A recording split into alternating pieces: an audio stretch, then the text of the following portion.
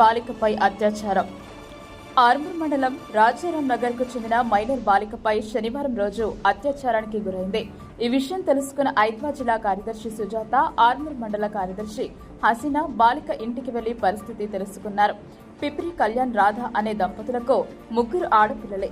అందులో మొదటి కుమార్తె 12 సంవత్సరాల అమ్మాయి 6వ తరగతి చదువుతుంది. రాధ నాగభూషణ్ అనే వారి ఇంట్లో కిరాయి ఉంటున్నారు. నాగభూషణ్ కుమారుడు మనోజ్ కుమార్ అనే వ్యక్తి అత్యాచారానికి పాల్పడ్డాడు.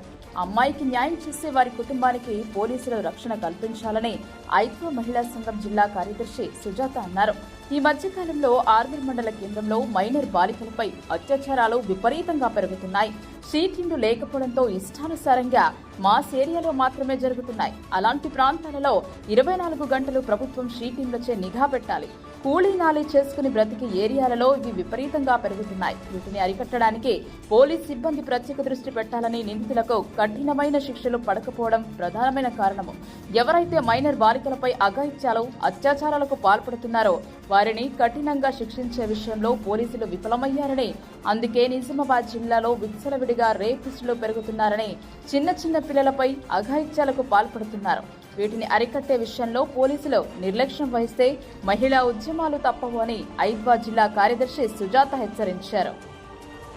అయితే ఎక్కడ కూడా ఆ పేరు బయటకు రాకుండా నోరు నొక్కే పరిస్థితి పోలీసులు ఏర్పాటు చేస్తూ ఉన్నారు. ఈ కేసు అయ్యేంత వరకు కూడా ఇల్లు ఖాళీ చేయొద్దనే పద్ధతిలో కూడా బెదిరించడం జరుగుతుంది. కాబట్టి అమ్మాయి కుటుంబానికి న్యాయం జరిగేంత వరకు న్యాయం చేయాలి పోలీస్ వ్యవస్థ. లేకపోతే న్యాయం జరిగేంత వరకు ఐద్వా మహిళా సంఘం తోడుగా ఉంటుంది.